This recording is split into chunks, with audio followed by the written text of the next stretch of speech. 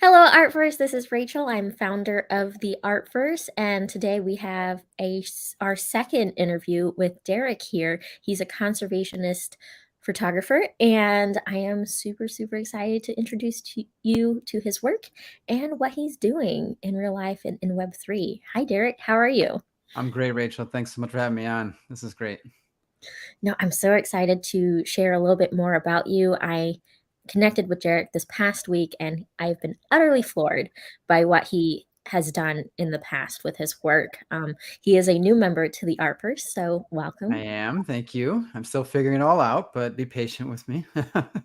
I feel like that's like a lot of people with technology and the metaverse and artverse and Web3 is time and patience.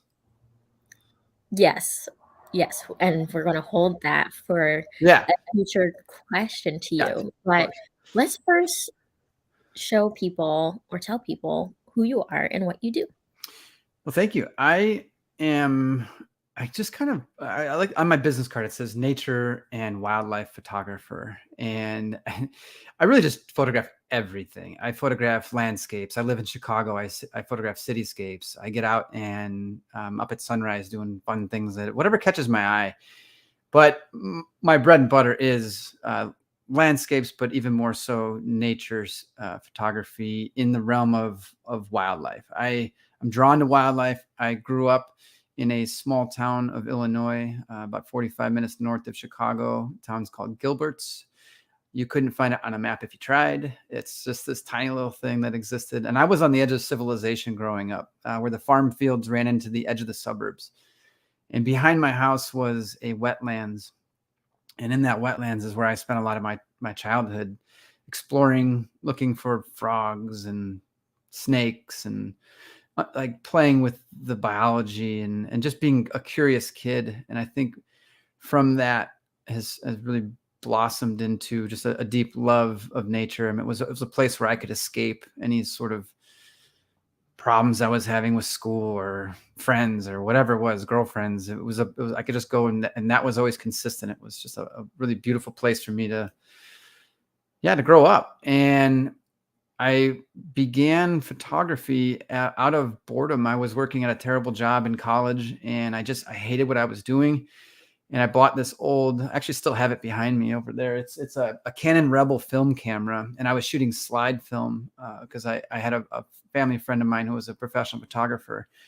And he kind of pointed me in the direction of slide film, shooting like Fuji Provia and Velvia, like 150 um, ISO old school stuff. And that's how I learned photography, was like bringing in boxes of overexposed slides to the developer and being like, no, I was like, shit, I totally like that was money that I didn't have and it was just gone. But it made me learn quick how to understand exposure, understand composition, because I didn't have that instant feedback. I was looking through the viewfinder, composing all the things that I thought would be appropriate, and then waiting just painless like hours and sometimes days to get those slides back to see if I had anything that was worthwhile. And um, to the I guess a lot of my friends and family were very kind to me early on, because I look back at those early days of those photographs that I was like, oh, these are the best photographs ever, and be like the next, whomever photographer that's going to be famous. And I would look and they were just like, compositional garbage, like not even in focus half the time. But because of their positivity and my curiosity, I just kept going with it and going with it and falling deeper in love. And anyone that's picked up a camera can relate. It just gets you out. It gets the creative juices flowing. And from once I graduated college, I started traveling.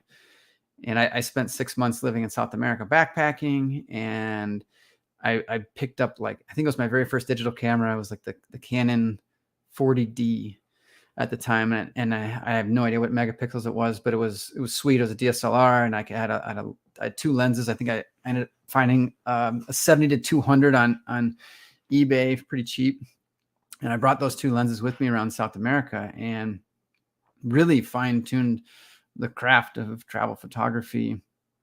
And it also opened up my eyes to travel in general, and as a human being connecting with strangers.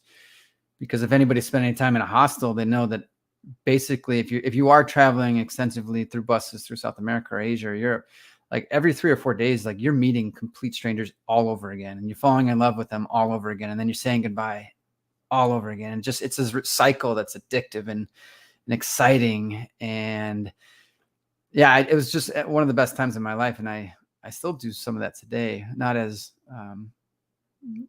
nomadic as I did back then, but definitely add fuel to the fire of learning photography and falling in love with travel. And so what ended up happening was, the more places I started traveling, the more I realized like this planet is in some really big problem. There's some bad things happening with global warming, with political issues, with there's things happening that I noticed that they needed some attention, and I needed to take photographs of things and travel to places that were also beautiful, but were of threat from disappearing. I think that one of the pivotal moments of my travel was standing on the black sand beaches of Iceland in 2016. I think that's when it was. Maybe it was 2015. And there's an outlet into the ocean from the glacial lagoon that is just a flowing river of fresh water that's just like, it's nonstop, it's powerful. And I just sat there, and it was the first time I had seen that volume of water moving into the ocean. And I knew it was just one tiny little part of it, one glacier that was happening around the world. And I was like, this is not sustainable. This is a really big problem. And what am I going to do about it? I was like, man, this is nuts. And so I photographed it. I really need to go back, because my skills back then were very amateur. And it's one of the places that I regret not having polished skills, because I had just, Iceland is just freaking awesome. You just want to like shoot all day, and you can, because like the sunsets last for like 4 hours if you're there at the right time. And then you get like a wink of sleep, and then the sunrises last for 4 hours. And so you're just shooting and shooting. Yeah. And so then the more I traveled, I started picking places like Borneo and getting into the Malaysian jungles, and seeing the miles and miles of endless miles of palm oil plantations that were cutting through the rainforest. And then when you finally arrive at the rainforest, it's like, man, this whole place that I drove through even 5 years ago was jungle. And what was there now is just a monocultural crop that's just, it's productive. And that's why they're clearing so much of our planet to use it. But the things that I wanted to see, that I actually ended up capturing, with these beautiful orangutans. And I don't have it behind me now. I used to have it behind. I actually have a really big 40 by 60 inch print in my living room on a Lumichrome acrylic like this. It's just phenomenal. It's a Bornean elephant coming out of the jungle. And I just wanted to photograph these animals in nature before that is gone, and they're just something that you can see in a zoo. And one method of raising awareness is kind of like photojournalism, where you show the doom and gloom, and the harsh, the rhino with his horn cut off, and the elephant poached. And that doesn't, I mean, it's shock, but like, we see so much shock these days. I mean, you just have to turn on the news. I actually got rid of my news because it's just too much. But it's mass shooting after mass shooting. It's deforestation. It's jails. It's wars and stuff like that. And I felt like people didn't need that, any more of that. They shouldn't ignore it. But what I wanted to do was to go and capture the beauty and have people fall in love with what is still there, and give them hope, and spread my message of conservation and travel, to inspire them to go to those places themselves and become ambassadors for those places, just like I am, just like you are. I know you could speak so highly of most of the places you've been, because you've fallen in love and you've given a part of your soul to them. So that's where my journey has gone. And now I have amassed a pretty decent library of fine art images that I sell on my website, and I donate at least 10 to 15% of all my sales back to environmental organizations around the world that are actively in the places that I'm photographing. So just an example, the photograph behind me, and all my work in Africa goes to help Dr. Gabby Wild and the Gabby Wild Foundation, who she's a wildlife veterinarian who goes and educates people in the places that she's going to about the invaluable resource that they have there. And so instead of like when an elephant comes and eats their whole garden, instead of shooting that elephant out of anger and out of frustration, to just let it do its thing and to have the government replenish those vegetables. Or if a lion comes in and eats their goats, like, don't kill the lion, don't poison the lions. Like, this community in East Africa in particular, like, depends on tourists coming to see the lions. And if they're not there, the money will stop. And so it's education, but also she does a lot of on the ground veterinary work, actually fixing animals that have been snared or need surgeries and such. And yeah, I just felt like the places that I was going to, it made sense for me to give back directly into those ecosystems, into those communities. Another one, I teamed up with a sea shepherd in Antarctica. They're kind of like the pirates of conservation, like the badasses. And I something resonates with them in my soul. I think it's someday I still will go volunteer for them. But as you know, as an Antarctic traveler, it's such a fragile and beautiful ecosystem. And I had to find an organization that's down there protecting it. And if I can financially support them, because I mean, our most valuable resource is time. I can't give my time to all of them, but I can sure try to give them money. And that's something that they all need. So to continue their work. So that's my path. That's my story. That's how I got into this mess to begin with, was just That's that. amazing. No, Yeah. that was just 10 minutes of absolute like adventure journey that you just like, I loved it. And like what you said before, you don't just photograph these horrible or quickly changing situations.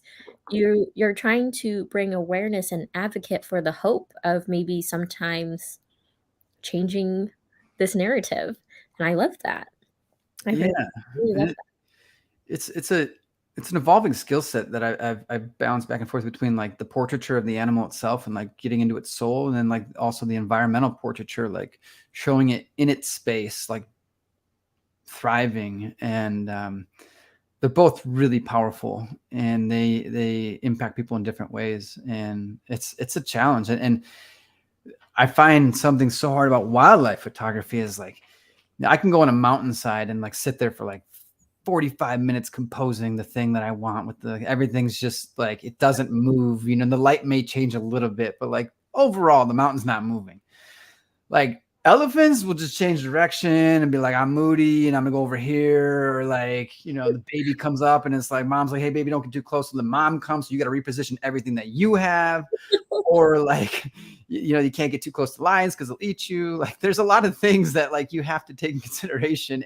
And one of the coolest things I find about wildlife photography is it's also like the strongest ethical community, where like they really do respect the rights of the animals. And that for me is like, I'm a huge advocate for any sort of wildlife photographer that follows a very strict code of ethics and doesn't inconvenience the animal.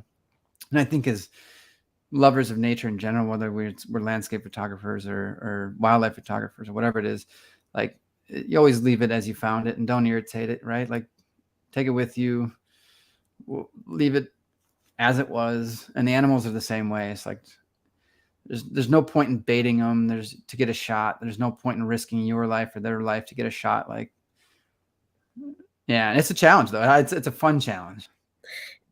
It is a fun challenge, and for me, I really like just learning the behaviors of those animals so that I know where to position myself as a photographer.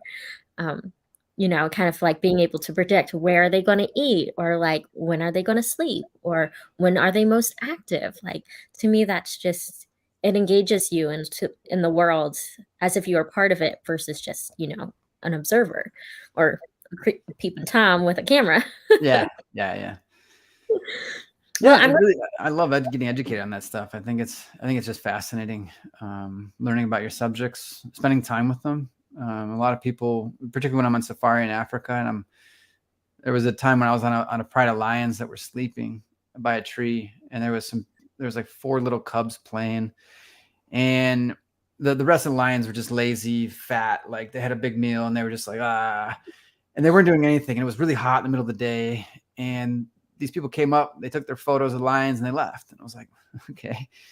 And like 30 minutes later, the king gets up and he's like, I'm going to eat some more. And he goes over to this carcass that was sitting there and he starts gnawing on it, and just face covered in blood. And it's just like, whoa, it's really intense. And I had never seen anything like that in my life. So I'm photographing it, of course. But then once he like had his fill, then the rest of the family came and they were having their turns. And it was just, it was an observation of a species and enjoying it in a way I never had before. Not that I'm going to be selling like blood-faced lions on people's walls. Like that's not a stomach that a lot of people want to show in their, dining rooms, but like it was still fascinating to me. And I learned so much about that species just hanging out, photographing it, observing it, smelling it, like all the things, like all the senses were going on.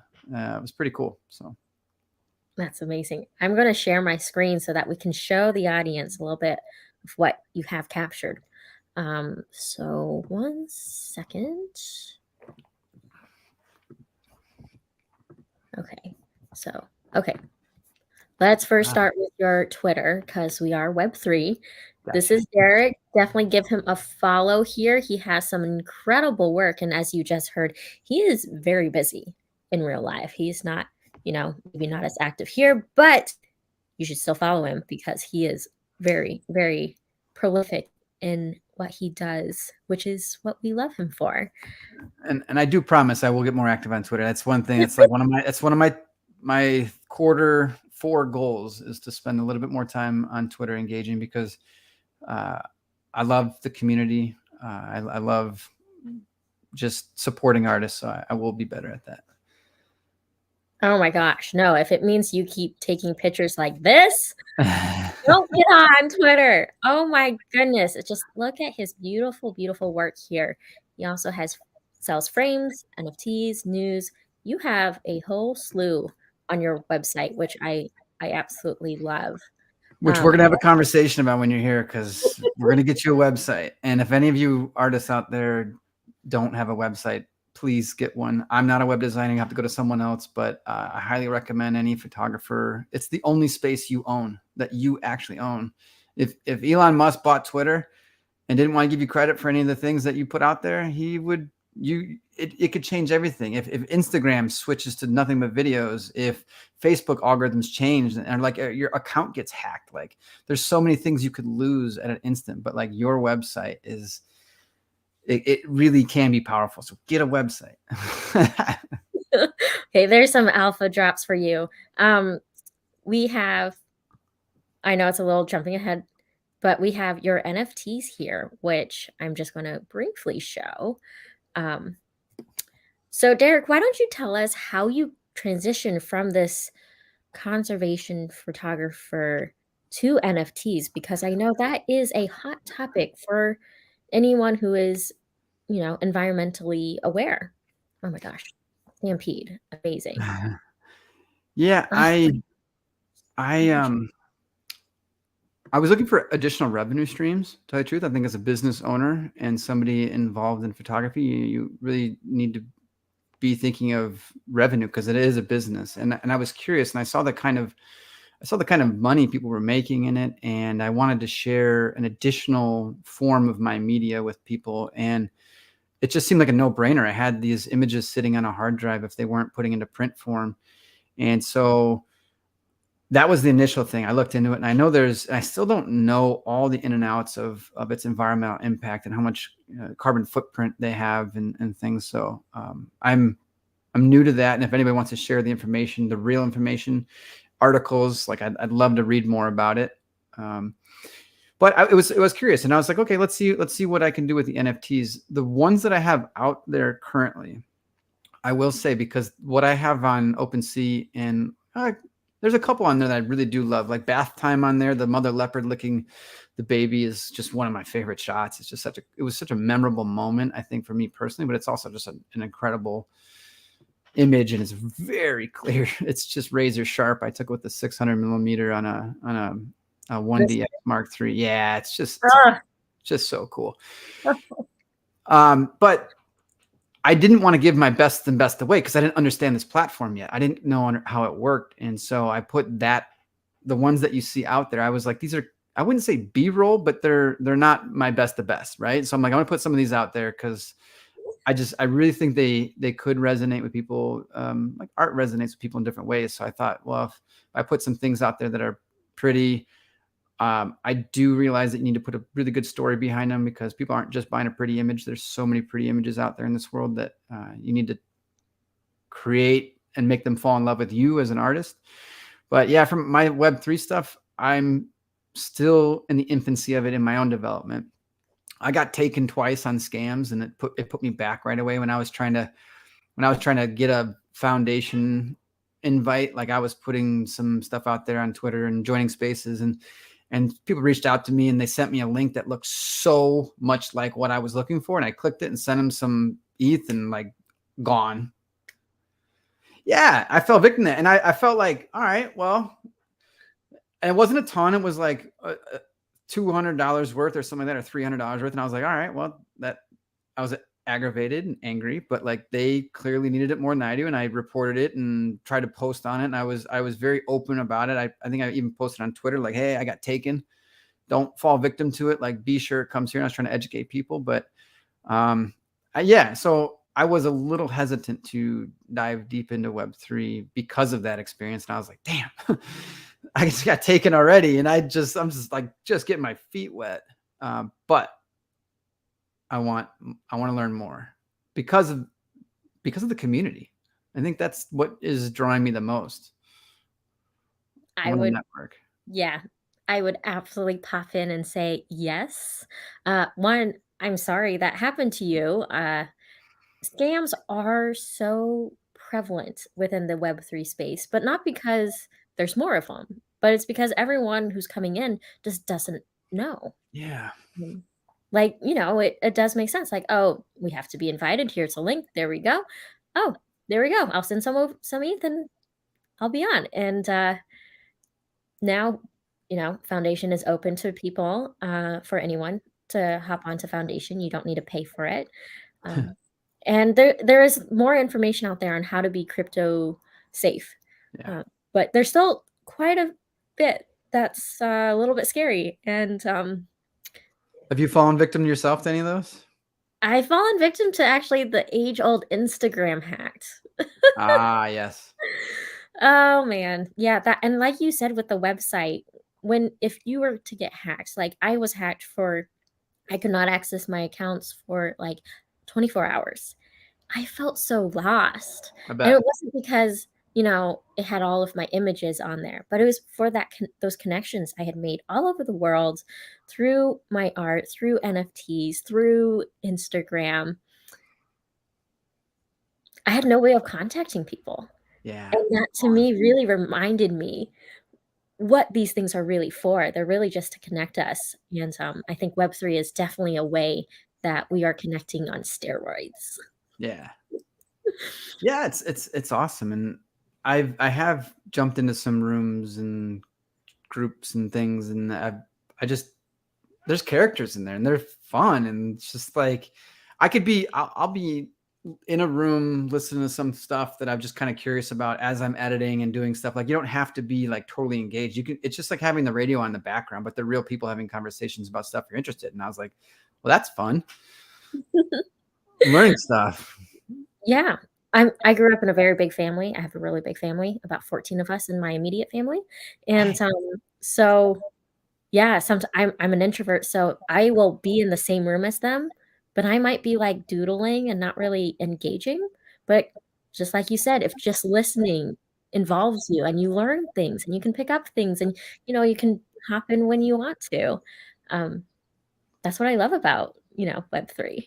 Yeah. Yeah. And as you're a great example of it, the more time you put into it, the more you get out of it, and the larger you grow and that sort of stuff. If one of your goals is a following, and I think as somebody who is a business owner, because we all are in some way, shape, or form, having an audience it gives you validation, right? It gives you credibility to people, because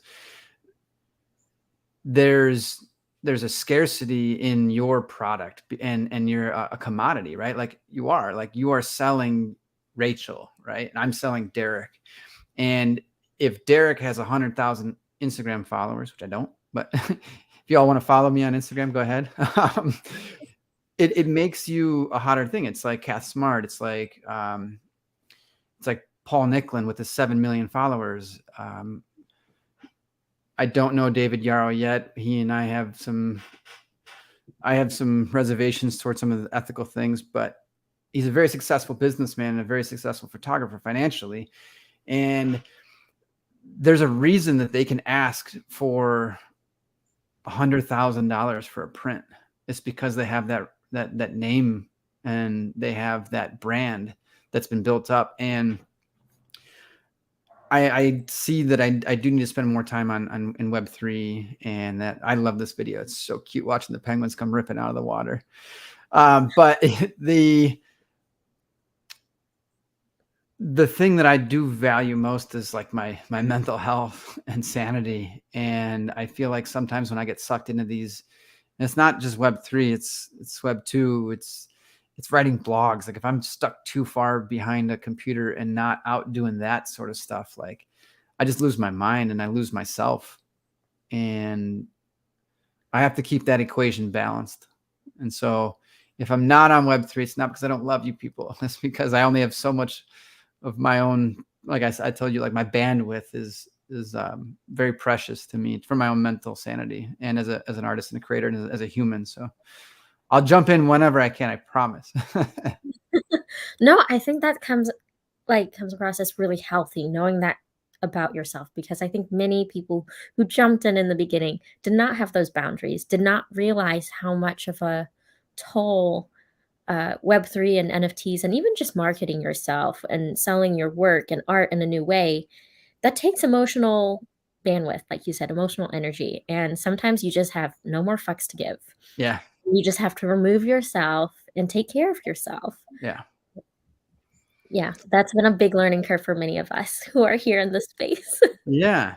I think you have to just pick which ones resonate with you. I mean, you can't be on, I mean, I guess unless you're hiring a team, which is the way to do it, is like to have people posting for you, and you can engage with the things that you want to engage with in the communities and be authentic. Like I think Twitter is probably one of the best spaces for that, because it's a lot more intimate in a way than TikTok, which you and I are not TikTokers, but I understand how powerful it is, and how much reach it has. And it's just, it's not going to, I don't think it's going to be a platform for me. I don't love making videos. I like taking pictures. I'm not a videographer. I do. And I like to bring some people along with stuff. It's more for memories. It's to help, I guess, bring it to life, the image. And one thing I am dabbling with, which I think you'll be excited about, and I need to rent this again, is I am renting the VR lens for the Canon R5. And one of the things that I'm going to be doing is taking a VR photograph, and potentially a video if I have the time for it, of a location right after I shoot a banger shot. You know, like if it's something that I'm like, damn, that was sick, I'll quickly switch my lens out, put the VR one on, let it roll for a little bit. And so then I can sell that as part of the package to my print. So somebody could, it's like, now you can put an Oculus on, or whatever they use, and look around your photo that you bought, because it's there and it's moving now. Like that's the next level of things that I'm kind of working on and thinking of. So that's directly tied into, and it works well with Web3. Wow. Oh my gosh, that's amazing. Right? I, as a collector, I would love that. And I know there's a couple people out there who are doing 360 like drone images of certain places, like Ty Lecker and things like that. He just did 2 from Patagonia. Absolutely Yeah, I phenomenal. saw those are awesome.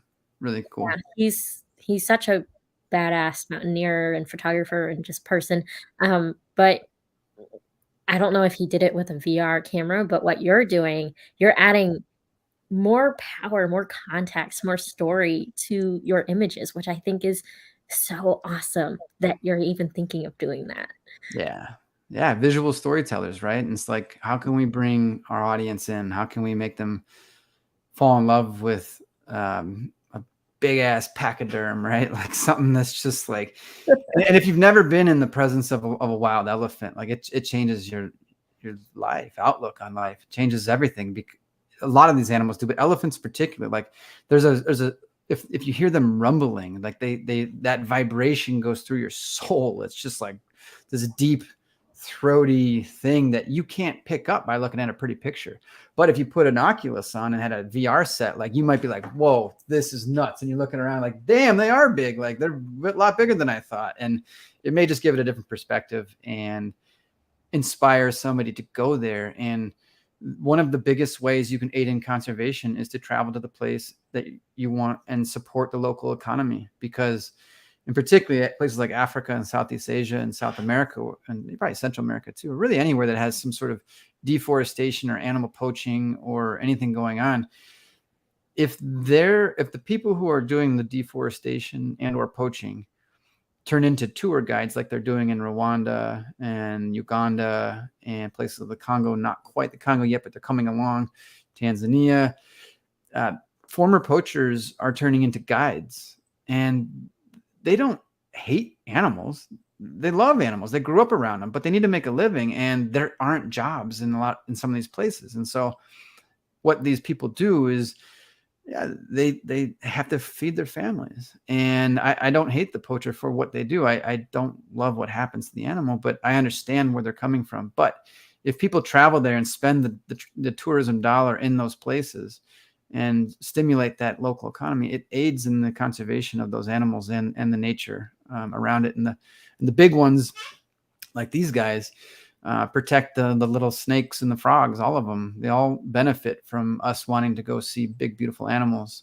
So that's, if I make people fall in love with those places, it's helping preserve it, either directly through tourism or just being like, I want to buy your print and I'll donate to them. So whatever way it works, let's It'll get give there back. eventually. Yeah. I love what you just said, though, is that like you're not, you know, demeaning or taking away the poachers, but you're understanding them. And I think you, as someone who's actually been there, who's been in these situations, seen what's happening, has lived through it, can really speak authentically to it. So thank you for sharing that. Um, I love elephants. When I was 17, I was teaching in an elephant village in India, Wow. and being amongst those majestic animals was incredible. I saw for myself just how intelligent they are. Um, that was really, really quite a profound experience. So, yeah. Ooh, I had a question. Yeah. What is your favorite animal you have photographed? And then what is an animal you want to photograph but you haven't? Excellent question. My favorite animal to photograph, and I wish I had more time with them. It's just so expensive. Is probably the mountain gorillas of Rwanda and the Congo and into Uganda. I haven't been to Uganda yet, but you only get an hour with them. It's super expensive. I think it's like $1,200 for that 1 hour to buy a permit, and they're pretty on schedule with that 1 hour time. And so, like, you imagine traveling halfway across the world, you get 1 hour, go. And you're just like, like for all your skill and everything that you've had in your head goes like right out the window. And you're frantically like just composing. And you're like, shit, I've been shooting on 100 ISO in a forest. Everything's going to be blurry. And you're like, you're just freaking out. It's like this mental, but once you calm down and settle into it, there's no other animal that I've ever photographed like an intelligent primate. The way they look into your lens and look at you is so much different than, I think I've described this to you, but like, than your dog. Your dog looks at you and is like, I love you. Like, you're amazing. You're just the greatest dad ever. Feed me. Let's go play. I love you. A gorilla looks at you and it says, all right, what's your intention? What are you, why are you here? Like, is this a different intellectual, just through the eye contact, let alone their body language. And then they get up and move. It's beautiful. We are so close to them. I mean, just fractions of DNA off from, I mean, look at their hands, and their hands are identical to ours. Like, there's so much similarity than there are differences between us, and photographing them is so powerful. And they could absolutely smash you, get rid of you in 2 seconds, and they don't. They welcome you into their home. They're curious, they're playful, they want to engage with you, but you can't. But it's such a absolutely wonderful experience. I love it. Done it twice now, and I'm planning on doing it a third time in Uganda, which you can do it's called a habituation experience, where you pay a little bit more, but you get 4 hours with them. And I'm like, damn, 4 hours with them. Like, I can really settle in and do some compositions. I can bring like a 50 millimeter fixed and like just get really razor sharp images and things that I've been looking for. And yeah, so definitely the silverback gorillas. And if you catch them in a moment, I was just there in April, and I photographed this little baby, fuzzy little cute thing. God, I love the little guy. He was off on his own, just being an introvert. And his family was playing and stuff, and he was just looking at this flower, and he was just holding it in his hand. He's just looking at it, and he's looking at me, and he's smiling. He's just like looking at it. He smells it, and I'm clicking away. I'm like, this little baby, this fuzzy thing smelling a flower. It's one of my favorite images of this last year. And then he looks over at me, and he looks back at the flower and just goes and just eats it. Yeah, there he is. Oh, look how adorable. Yeah, it was amazing. You can get rid of it. I don't gotta get rid of that pop-up, but yeah, he's just so sweet and innocent, and I just love him. Love. The animal that is on my list that I haven't photographed yet, but I really want to, is the tiger. I need to get to northern India and photograph tigers before they're gone. That's just a harsh reality of the world we live in, and a harsh reality of a wildlife photographer and a conservationist.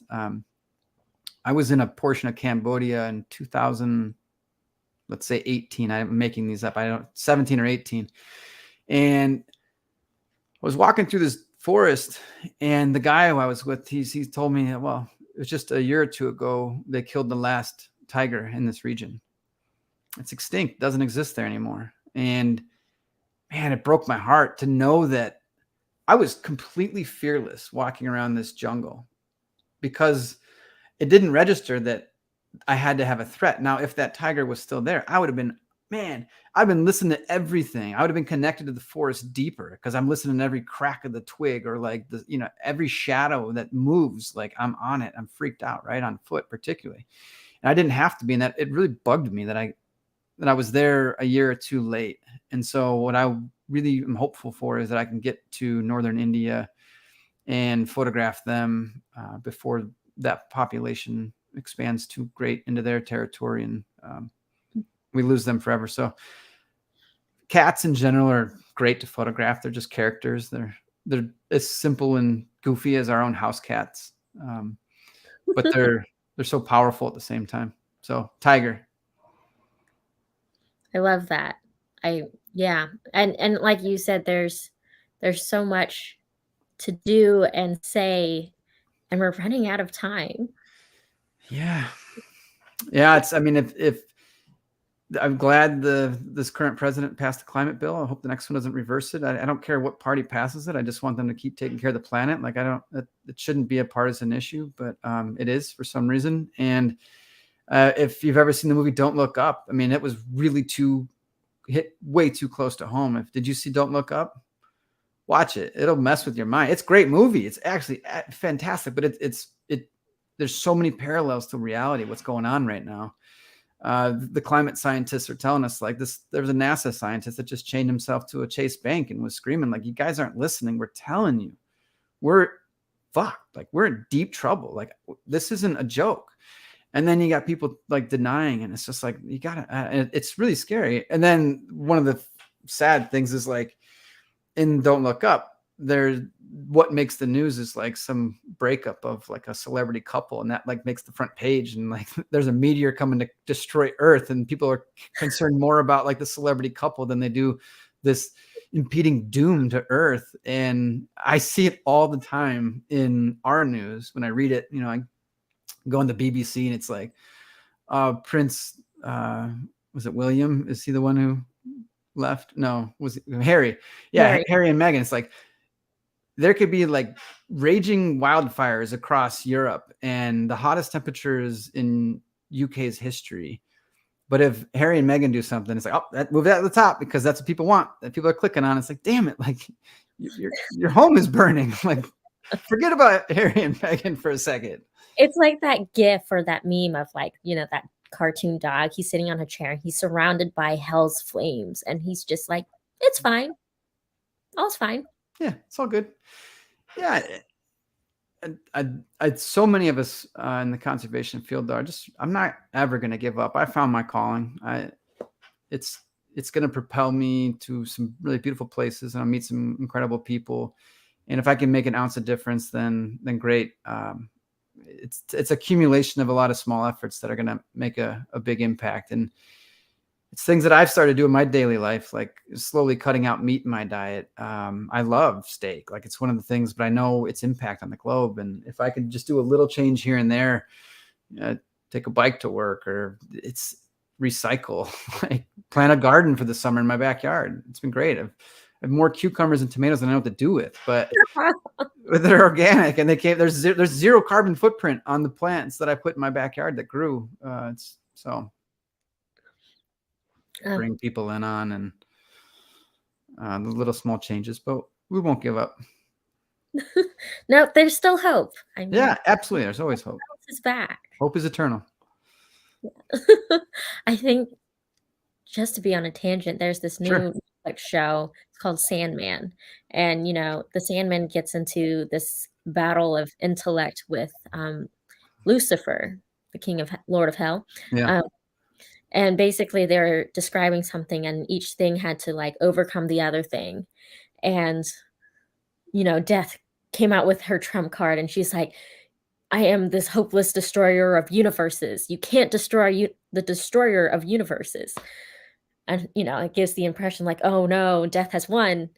But the Sandman comes in and he's like, but hope exists.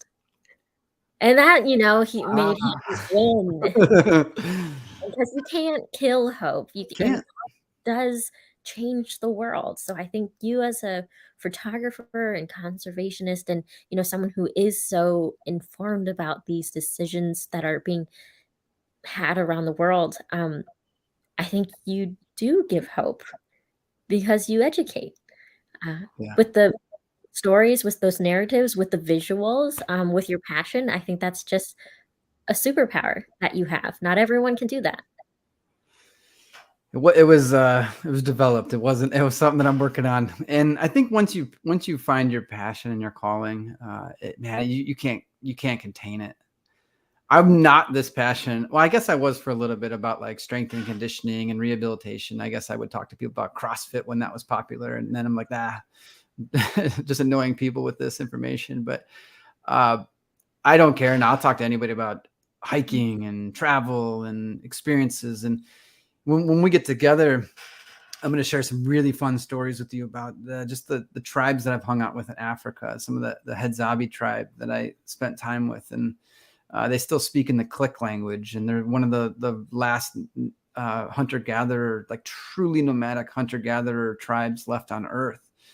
And I was fortunate to spend some time with them, and the stories that came out of that, and just following them around on a hunt and photographing them and having them share a meal with me was super intense. And I was like, I'm certain I'm going to die because like undercooked birds in Central Africa, right? Like there's a lot of, that's where the next Ebola is going to come from. But like participating in that, that culture, it taught me so much and made me, just another student of the world. And it's just keep educating myself on cultures and places and wildlife. And I think I'll have a rich life. I love it. And I agree. Absolutely. So I think we're coming up to our 45-minute mark, but I do have a question for you. Of course.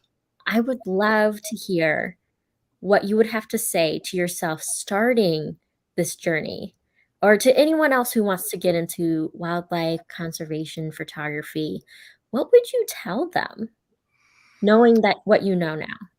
Yeah, knowing what I know now. Well, first get a website. No, I'm just kidding. I'm just kidding. I would, I We would, covered that. I would network.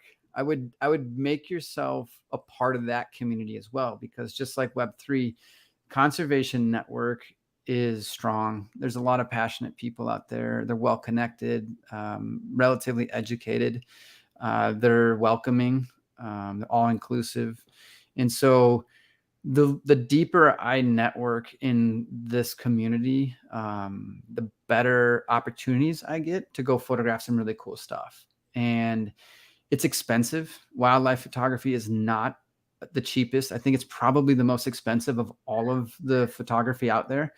I mean, just look at what it costs for a 600 millimeter lens. I mean, you're talking like $14,000 just for the lens, and you want to put it on a body that can handle it, you're looking at another 8,000, right? Like the R3 or 7 or 6,000, whatever it is. Not cheap. You're at 20 grand sitting before you even go and take a picture or travel to Africa to do the photos, or Antarctica to do the photo. Like, these are expensive places to go. Going to see polar bears, going to Africa, and going to Antarctica are 3 of the most expensive trips in the world, flat out. And networking with people that will bring you along, if you can bring some sort of value into their life, or volunteer. I mean, you don't have to dive full into like polar bears and elephants and penguins, but like if you can, do it. But I would network like crazy and learn from people above you. And I guess a little secret note on how I do it is I rent my lenses. So it's still expensive, and I budget for it and I save for it, but I don't go and buy the 600 millimeter f4 that just came out for the mirrorless lenses. I'll rent it, and it's going to cost me a little bit, but I will bring that to Africa fully insured, and I shoot with that equipment, and then I turn it back into lensrental.com. Plug, become a sponsor of mine. They're not, but I want them to be, because I'd pay less. But no, but then when the technology changes, I'm not stuck with some $14,000 lens that is now obsolete, and I'm like fanning over the next one, right? I want the new thing that came out, the new shiny toy. That's part of our nature, I think. And if you're into photography and gadgets, it saved me a ton of money, and I've been able to shoot with the best equipment in the world at a fraction of the price. So that's a little secret. Rent your gear for the big stuff and practice with the small stuff.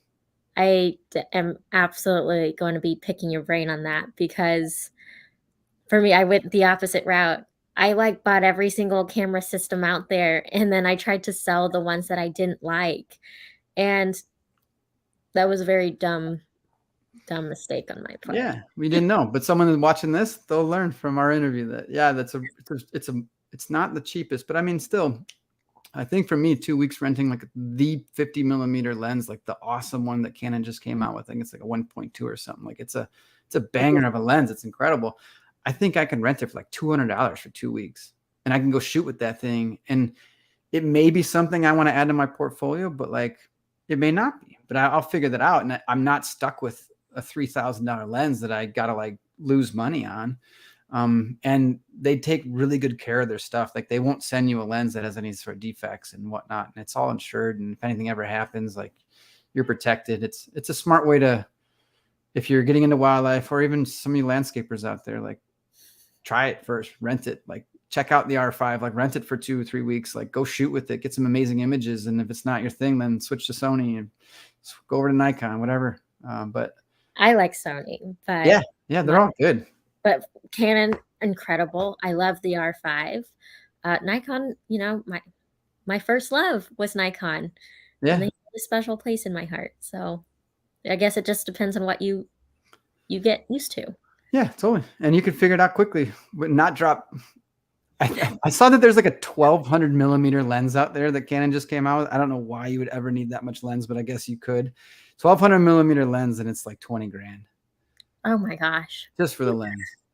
Think of all the airplane tickets you could buy with that. 20 grand for a piece of metal and glass. I mean, it's super cool, but I can't even imagine how I would use it. But, and again, like you could rent it. See if you see, photograph elephants from New York shore, all the way over in Africa with a 1200 millimeter lens. Just to put like the 2 times magnifier on it and you are Yeah, set. yeah. Oh my gosh, You're you set. imagine? I wonder if it even works that way. But yeah, that'd be my tip. Network and rent some gear. Those are great tips. I love it. I learned so much just from this talk with you. But I think we should wrap it up. But this has been amazing, just hearing more about you, your story, hearing that passion. Of course, it's just so nice to talk with you. We're definitely going to be meeting up soon. So Yeah, looking forward to that. be It's gonna be listening fun. and yeah, be on the lookout for some new stuff from Derek and from me, hopefully. Yeah. Well, thanks for having me. It's great. I really love what you're up to with the Artverse, and big fan already. Well, the Artverse is only great as the people that are in it, and we are super lucky. I speak on the entirety of Artverse. We're super Yeah. lucky to have you, Derek, and we continue to want you to go out, create. Don't put as much time into Twitter or Instagram if it means you are, creating and capturing these incredibly fleeting moments that will never happen again. I know. Yeah. Yeah, I plan on it. I'm not going to stop traveling. I'm not going to stop creating, and I will always keep supporting artists. So if any of you have any questions, don't hesitate to reach out to me on Instagram, on Twitter, through my website. You can email me. I make myself very available to people because it's you pay it forward. I learned from people. I asked people. I knocked on doors. I put on my bootstraps and I walked. And I would be glad to bring anyone along and help them out if I can. So, Well, that's really, really nice. Everyone take advantage of it because Derek, yeah, he's someone you want to know. Okay, well, thank you so much, everyone. I hope you have a great rest of your day. And Derek, again, such a pleasure. Thank you. Thank you, Rachel. Look forward to meeting you soon.